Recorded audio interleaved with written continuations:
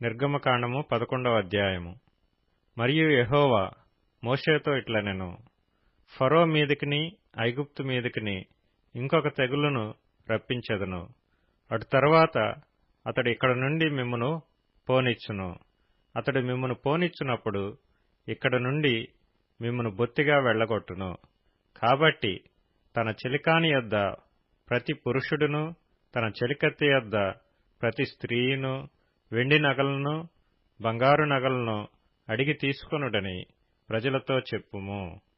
యెహోవా ప్రజల ఎడల ఐగుప్తీయులకు కటాక్షము కలుగచేసెను. అదీగాక ఐగుప్తు దేశంలో మోషే అను మనుష్యుడు ఫరో సేవకుల దృష్టికిని ప్రజల దృష్టికిని మిక్కిలి గొప్పవాడాయెను.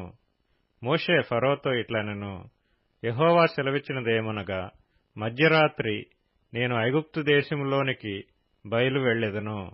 అప్పుడు సింహాసనం మీద కూర్చున్న ఫరో తొలిపిల్ల మొదలుకొని తిరగలి విసురుదాని తొలిపిల్ల వరకు ఐగుప్తు దేశమందలి తొలిపిల్లలందరూ చచ్చెదరు.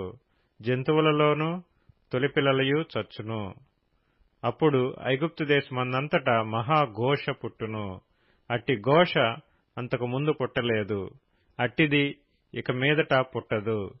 యెహోవా ఐగుప్తీయులను ఇశ్రాయేలీయులను వేరుపరచునని మీకు తెలియబడినట్లు మనుష్యుల మీద గాని జంతువుల మీద గాని ఇశ్రాయేలీయులలో ఎవరి మీదనైనను ఒక కుక్కయు తన నాలుక ఆడించదు.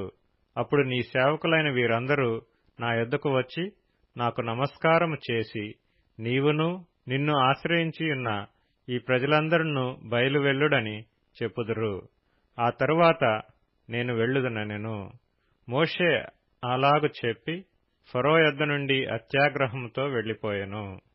అప్పుడు యెహోవా ఐగుప్తు దేశంలో నా మహత్కార్యములు విస్తారమగునట్లు ఫరో మీ మాట వినడని మోషేతో చెప్పెను. మోషే అహరోనులు ఫరో ఎదుట ఈ మహత్కార్యములను చేసిరి. అయినను యెహోవా ఫరో హృదయమును కఠినపరపగా అతడు తన దేశములో నుండి ఇశ్రాయేలీయులను పోనీయడాయెను.